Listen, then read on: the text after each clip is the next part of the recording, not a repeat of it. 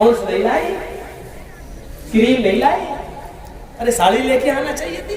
جب سے آئی ہوں تمہارے گھر میں تب سے پریشانی تو رہتی ہو، کیا دیا تم نے؟ ہر بات پر روزانہ 20 اگر گنو تو گن نہیں پاؤ گی کتنی نافرمانی ہو۔ اپنے ماں باپ کی نافرمانی مت کرنا، چاہے وہ تمہیں تمہارے اہل و عیال سے اور تمہارے مال و دولت سے تمہیں بے دخل کرنا ہے، نکال دیں۔ اس صحابی کا واقعہ یاد کرو جس نے اپنی لنگڑی اور لولی اور اپاہج اور آنکھوں سے اندھی ماں، بوڑھی عورتیں بھی ہوں گی، سنیں تمہارے مطلب کی بات، آنکھوں سے اندھی، ہاتھوں سے کوڑی، پیروں سے لنگڑی، اپنی ماں کو اس نے اپنے کاندھے پر بٹھایا، اپنی کمر پر لادا اور عمرے کے لیے لے گیا اور خانہ کعبہ کا طواف کر رہا ہے۔ اس زمانے میں ویل چیئر نہیں تھی، بٹھا لیا اور طواف کر لیا، اپنے کاندھوں پر اٹھایا، پیٹھ پر لادا اور طواف کر لیا۔ ایک چکر ہو گیا، دو چکر ہو گیا، تیسرا چکر ہو گیا، چوتھا چکر ہو گیا، پانچواں چکر ہو گیا، چھٹا چکر پورا اور ساتواں چکر لگاتے لگاتے اس کی مٹھ بھیڑ حضرت عمر سے ہو گئی۔ ساتویں چکر میں عمر فاروق مل گئے۔ اس نے کہا امیر المومنین، یہ میری ماں ہے، میں نے اپنی بوڑھی ماں کو اپنے کاندھے پر بٹھا رکھا ہے، اپنی پیٹھ پر لادا ہے اور میں کعبے کا طواف کر رہا ہوں۔ ساتواں چکر ہے، اس کے بعد میں صفا اور مروہ کا چکر بھی لگاؤں گا، سعی بھی کروں گا۔ امیر المومنین، میری ماں لیٹرین کرتی ہے، اس کی گندگی کو میں صاف کرتا ہوں۔ میری ماں ہاتھوں سے کوڑی ہے، میں اپنے ہاتھ سے کھانا بنا کر اپنی ماں کو کھلاتا ہوں۔ اس کے منہ میں دانت نہیں ہے، میں اپنے منہ میں روٹی کو چباتا ہوں، نرم کر کے میں اپنی ماں کے منہ میں ڈال دیتا ہوں۔ میں اپنی ماں کے کپڑے دھلتا ہوں، اپنے ماں کا پیشاب و پائخانہ صاف کرتا ہوں۔ امیر المومنین، کیا ابھی بھی میں نے اپنی ماں کا حق ادا نہیں کیا؟ کیا اب بھی مجھ سے بات پرس ہوگی؟ کیا ابھی بھی میں نے اپنی ماں کا ادا نہیں کیا؟ حضرت عمر فرماتے ہیں، آئے میرے دوست، میں کیسے بتاؤں؟ اس نے کہا امیر المومنین، سچ بتائیے، کیا ابھی بھی میں نے اپنی ماں کا حق ادا نہیں کیا؟ حضرت عمر کہتے ہیں نہیں۔ کہا امیر المومنین، کتنا حق ادا کروں، کتنی خدمت کروں تب جا کر حق ادا ہوگا؟ تو حضرت عمر کہتے ہیں، مجھے یہ نہیں معلوم کہ کتنی خدمت کرو تب حق ادا ہوگا، لیکن تیرے سوال کا جواب اتنا میں ضرور دے دیتا ہوں کہ تو نے طواف کرایا، تو نے اپنی پیٹھ پر لاتا، تو نے صفا اور مروہ کی چکر لگائے، کھانا تو کھلاتا ہے، پکاتا تو ہے، کپڑے تو صاف کرتا ہے، پیشاب و پائخانہ تو صاف کرتا ہے، ان سب کے کرنے کے باوجود تو پوچھتا ہے کہ میں نے اپنی ماں کا حق ادا کیا یا نہیں؟ تو سن، ابھی تو نے اپنی ماں کی اس آہ کا بھی حق ادا نہیں کیا۔ جب تو اپنے ماں کے پیٹ سے پیدا ہو رہا تھا، جب تجھے تیری ماں جن رہی تھی، ڈلیوری کے وقت جب تیری ماں تجھے جن رہی تھی، پیدا کر رہی تھی، درد کی وجہ سے تجھے پیدا کرتے وقت جو درد ذہن، عورت کو جو بچے کی پیدائش کے وقت درد ہوتا ہے، اس درد کے موقع پر تیری ماں کی منہ سے جو پہلی آواز نکلی، آہ، ابھی تو نے اپنی ماں کی اس پہلی آہ کا بھی حق ادا نہیں کیا، اس کی پوری زندگی کا حق ادا کرنا تو بہت دور کی بات۔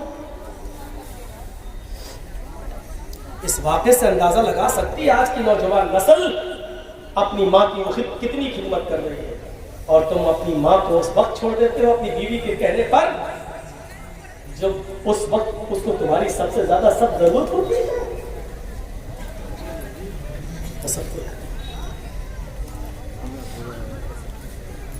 ایک صحابی اللہ کے نبی کے پاس آتے ہیں، کہتے ہیں اللہ کے نبی، ہجرت کے لیے لوگ جا رہے ہیں اور جہاد کے لیے بھی لوگ نکلنا چاہتے ہیں، میں بھی جہاد کے لیے نکلنا چاہتا ہوں، اے اللہ کے نبی، کیا مجھے جہاد کے لیے جانے کی اجازت ہے؟ اللہ کے رسول پوچھتے احی الوالدہ، کیا تمہاری ماں اور باپ زندہ ہیں یا ان دونوں میں سے کوئی ایک زندہ ہے؟ اس نے کہا ہاں. آپ نے فرمایا تب تم جہاد کے لیے نہیں جا سکتے. جہاد سب سے بڑا اسلامی رکن، جہاد اسلام کا ایک شعار، جہاد اسلام کا ایک اہم فریضہ، جہاد اسلام کا ایک بڑا رکن میرے بھائیوں. لیکن اتنا بڑا رکن کہ اللہ کے نبی نے فرمایا کہ جو میدان جنگ میں قتل کر دیا جائے، کافر کے ہاتھ مارا جائے، اس کے خون کا پہلا قطرہ گرتے ہی اللہ اس کے سارے گناہ معاف کر دیتا ہے. اور شہید کو جب قیامت کے دن میدان محشر میں اٹھایا جائے گا، اس کے جسم سے خون ٹپک رہا ہوگا.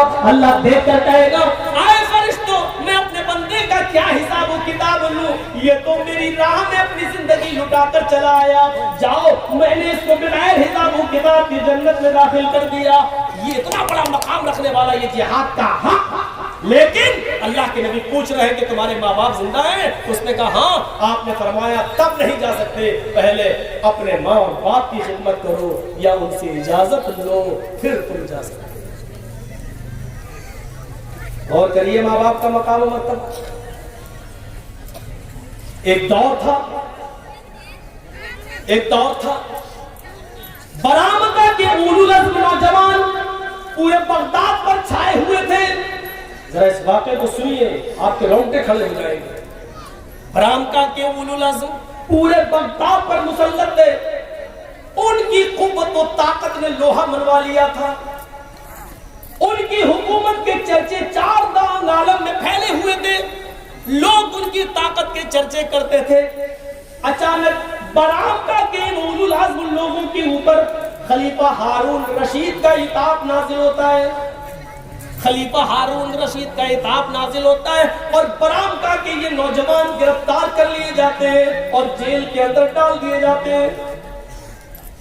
برآمدہ کے جن نوجوانوں کو گرفتار کیا گیا، ان نوجوانوں میں فضل ابن یحییٰ اور یحییٰ برمکی. فضل ابن یحییٰ یعنی فضل اور ان کے باپ یحییٰ، یہ دونوں بھی گرفتار کر لیے گئے. فضل اور ان کے باپ یحییٰ یہ دونوں گرفتار کر لیے گئے اور یہ دونوں میرے بھائیوں جیل کے اندر ڈال دیے گئے. فضل کو اپنی گرفتاری کا کوئی وہ نہیں تھا، ملال میں ہو گیا، لیکن میرے بوڑھے ماں باپ کو بھی ڈال دیا گیا جیل کے اندر. یحییٰ بہت پکے نمازی تھے، تہجد گزار تھے، نیک تھے.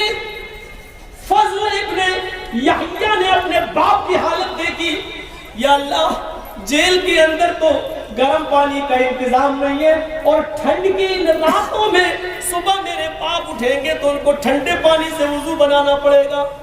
تو جانتے ہو فضل ابن یحییٰ نے کیا کیا؟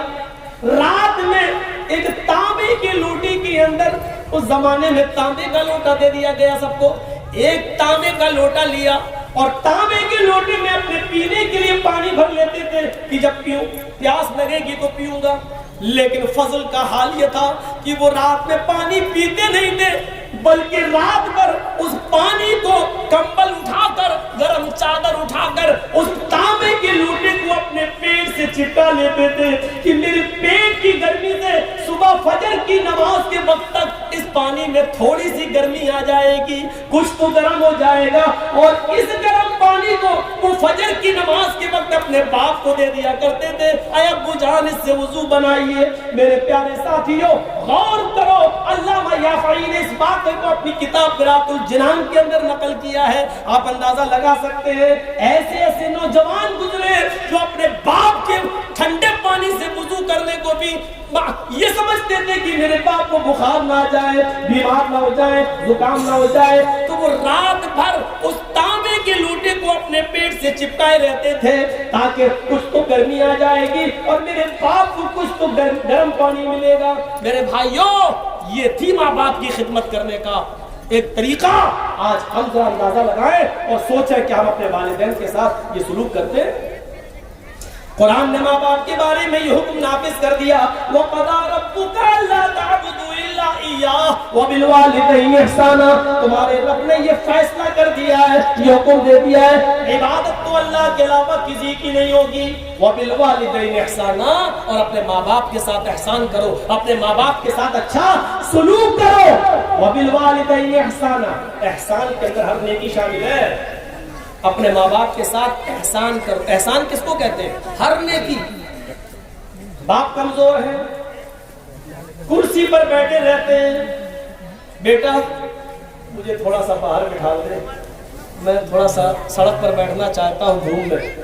احسان میں یہ نیکی شامل ہے کہ بیٹا ہے اپنے باپ کو سہارا دے اور باہر کرسی لگا دے اور اپنے باپ کو کرسی پر بٹھا کر دھوپ میں بٹھا دے. باپ کے ہاتھ پیر نہیں چل رہے تو باپ کو نہلا دے, ان کے جسم پر صابن لگا دے. باپ کی طبیعت بہت زیادہ خراب ہے, ان کے پاس اتنی دولت نہیں کہ وہ اپنا علاج کرا سکے, لیکن بیٹے کے پاس دولت ہے. بیٹے احسان میں یہ نیکی بھی شامل ہے کہ بیٹا اپنے پاس سے اپنے باپ کا مکمل علاج کرا دے. احسان میں ہر نیکی شامل ہے. وَبِالْوَالِدَيْنِ احسانا, عبادت تو اللہ کی ہوگی اور اپنے ماں باپ کے ساتھ احسان کرو.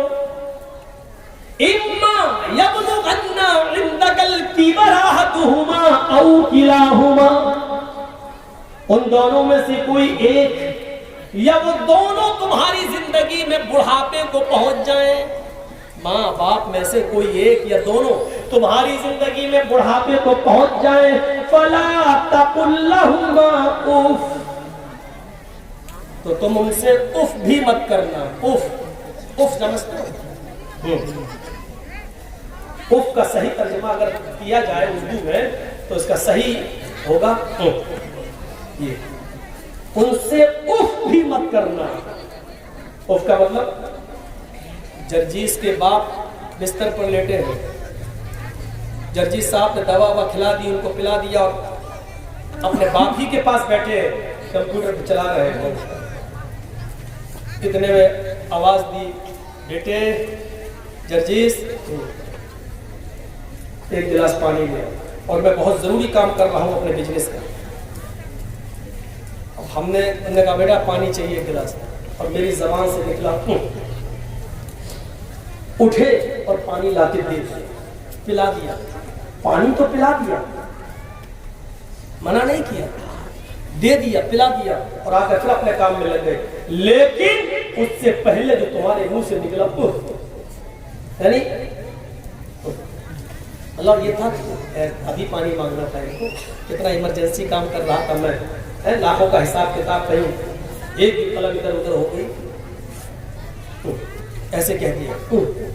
یہ بھی حرام ہے, پانی آپ پلا رہے ہیں ان کو, لیکن آپ کے منہ سے جو نکل گیا ہے اللہ تعالیٰ نے اس سے بھی منع کیا. فَلَا تَقُلْ لَهُمَا اُفٍّ وَلَا تَنْهَرْهُمَا, یہ بھی نہیں نکلنا چاہیے تمہارے منہ سے. وَلَا تَنْهَرْهُمَا, اور ان کو کبھی جھڑکنا نہیں, کبھی جھڑکنا نہیں, ڈانٹنا نہیں, بلکہ جب بھی ان کے سامنے بات کرنا تو اپنے بازو نیچے کر کے اور سر جھکا کر بات کریں. قُلْ لَهُمَا قَوْلًا كَرِيمًا, اچھی بات ہے. یہ ہے ماں باپ. دو چیزیں ہو گئی, ایک ایک چیز پر ہم تھوڑا کمی چل رہے ہیں, بس اشارہ کر رہا ہے. لا تشرک باللہ شیئا ان قتلت او حرمت ولا تعقن والديك وان امراك ان تخرج من اهلك ومالك. تیسری چیز پہ آئیے, اور تیسری چیز آپ سب سے گزارش کر رہا ہوں, تیسری چیز کے بعد چوتھی چیز ضرور سن لینا. اس کے بعد آپ کو میری طرف سے کوئی رکاوٹ نہیں ہوگی, آپ بیچ میں بھی جانا چاہیں تو چلے جانا, لیکن یہ دو چیزیں اور جو ہیں وہ ضرور سن لینا. لا تترکن صلاة مکتوبة متعمدا, ابھی فرض نماز قصدن اور جان بوجھ کر مت چھوڑنا. فإن من ترک صلاة مکتوبة متعمدا فقد بریۃ منہ ذمۃ اللہ, جو فرض نماز جان بوجھ کر چھوڑ دیتا ہے اس کے اوپر سے اللہ کی ذمہ داری ختم ہو جاتی ہے. اللہ کی کوئی ذمہ داری نہیں ہے. فرض نماز, اس کا مطلب یہ ہے کہ سنتیں کبھی کبھی چھوٹ جائیں تو کوئی مذائقہ نہیں, لیکن فرض نماز کبھی نہیں چھوٹنا. مسجد میں جماعت بالکل کھڑی ہو رہی ہے, آپ کو اپنے باپ کو دکھانے کے لیے ہاسپٹل لے جانا ہے, ڈرائیور آ چکا ہے اور آپ کو معلوم ہے کہ بہت زیادہ ایمرجنسی نہیں ہے, फौरन मस्जिद में जाइए, कम से कम इमाम के पीछे फर्ज पढ़ लीजिए, सुन्नतें मत पढ़िए, निकल जाइए और अपने बाप को हॉस्पिटल ले जाइए, लेकिन नमाज पढ़ना है। हाँ इमरजेंसी है, बहुत ज्यादा है, तो पहले ले जाइए, हॉस्पिटल में एडमिट कर दीजिए, उसके बाद तो पढ़िए। जरूरी नहीं है कि उस वक्त आप मस्जिद ही तलाश करते फिरें, जहां जगह मिल जाए वहां पढ़ लीजिए आप, लेकिन नमाज पढ़ना है।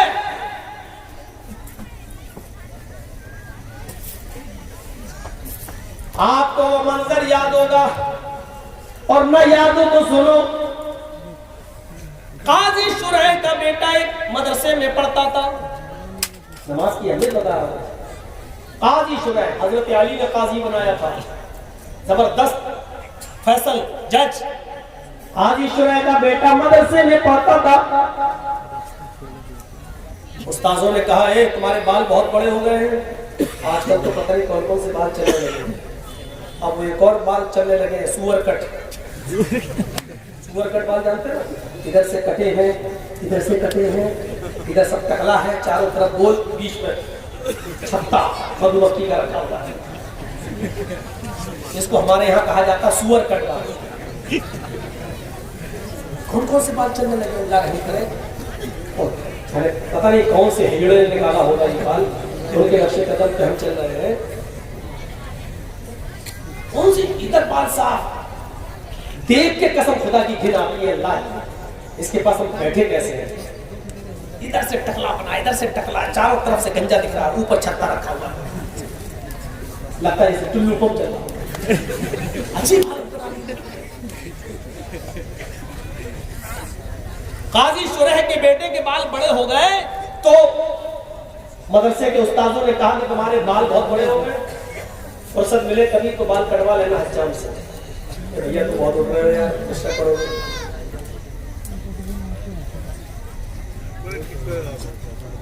तो बेटे ने कहा ठीक है, काजी शुरैह का बेटा कहा ठीक है।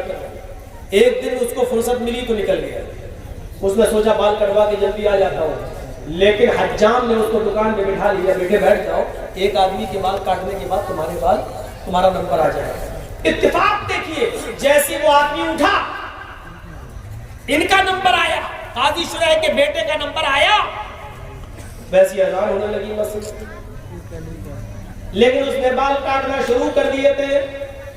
अच्छा उस जमाने में घड़ियां भी नहीं थी कि देख ले चाचा सब नमाज के बाद आऊंगा, दादा ही नहीं हो पाया, बाल कटना शुरू, इधर अजान शुरू। जब तक बाल कटे तब तक जमात खत्म। काजी शुरैह का बेटा बाल बनवाने के बाद, हजामत करवाने के बाद जब मदरसे आता है, क्या देखता है कि जमात खत्म हो चुकी है, उसने वुजू बनाया और मस्जिद के अंदर अकेले नमाज पढ़ लिया। नमाज पढ़ा अकेले, सूरज भी गुरूब नहीं हुआ था, थोड़ी सी देर हुई थी बस, अकेले नमाज पढ़ लिया, लेकिन जमात छूट गई। मदरसे के असातिज़ा ने पूछा कि तुम कहां थे, उसने कहा बाल बनवाने में देर हो गई। मदरसे के असातिज़ा ने इसको उज़्र नहीं समझा, नहीं ये कोई उज़्र नहीं है, तो तुम्हें सजा क्या दी जाए, सजा के लिए तुम्हारे बाप को ही लेटर लिखता हूं, शहर के काजी है सबसे बड़े जज है, देखे तुम्हारे बाप तुम्हारे बारे में क्या फैसला सुनाते हैं। और सुनो नौजवानों, और अगर उनके माँ बाप जिंदा है तो सुने, मुकदमा हजरत शुरैह की अदालत में आता है, काजी साहब आपके बेटे ने ऐसे वक्त में बाल कटवाए कि असर की अजान होने लगी, आपका बेटा जब बाल बनवाने के बाद मदरसे में आया तो जमात हो चुकी थी, उसने बाद में नमाज पढ़ ली। आप खुद फैसला कीजिए कि जमात छोड़ने की सजा उसको क्या दी जाए। काजी शुरैह ने उस लेटर के पीछे एक फैसला लिख दिया और अपने कासिम, अपने एलची के जरिए एक मोटा डंडा देकर भेजा। मोटा डंडा उस कासिद ने मदरसे के उस्ताद को दे दिया جو हेड मास्टर था, जो प्रिंसिपल था उसका, उसको दे दिया, लीजिए। और लेटर में सजा लिखी हुई है। खत पढ़ता है मदरसे का प्रिंसिपल, तो उसमें लिखा हुआ है, आए प्रिंसिपल साहब, सदर मुदर्रिस साहब, अमीर मोहतरम, मेरे बेटे ने ऐसे वक्त में बाल कटवाए जिसमें असर की अजान का वक्त करीब था, लिहाजा बज़ाहिर मेरे बेटे का कोई उज़्र नजर नहीं आ रहा है, यह उज़्र शरई नहीं है। उसने जमात तर्क की, आमदन और जानबूझकर तर्क करना माना जाएगा। बाल कटवा रहा फिर भी जानबूझकर तर्क करना माना जाएगा।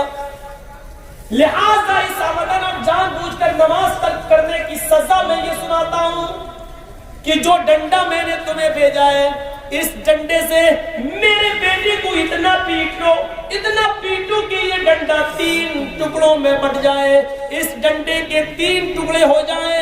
मोटा डंडा, ये अलग का पकड़ मारो छूट जाए, मोटा डंडा 3 टुकड़े हो जाए। हाँ, लेकिन जब डंडा 3 टुकड़े हो जाए तब मेरे बेटे को पीटना छोड़ देना। उसके बाद मेरे बेटे की सजा ये होगी कि उसको 3 दिन तक कैद खाने में डाल देना, किसी बंद कमरे में बंद कर देना, उसको खाना बंद कर देना, उसका पानी बंद कर देना और रोजाना तौबा कराना। अगर वो तुम सब के सामने इकरार कर ले कि आज के बाद मैं जमात को कभी कदम जानबूझकर नहीं छोड़ूंगा, मैं अल्लाह से तौबा करता हूं कि मुझसे गलती हो गई, वो मेरे गुनाह को माफ कर दे, अगर वो इस बात का इकरार कर ले तो 3 दिन के बाद मेरे बेटे को छोड़ देना और उसके बाद मदरसे में उसको पढ़ाना और लिखाना शुरू कर देना। लेकिन अगर 3 दिन की भूखा प्यासा रहने के बाद भी वो तौबा न करे और इस बात का इकरार न करे तो उसको उस कमरे में उस वक्त तक बंद रखना जब तक कि वो भूख और प्यास की शिद्दत से मर न जाए।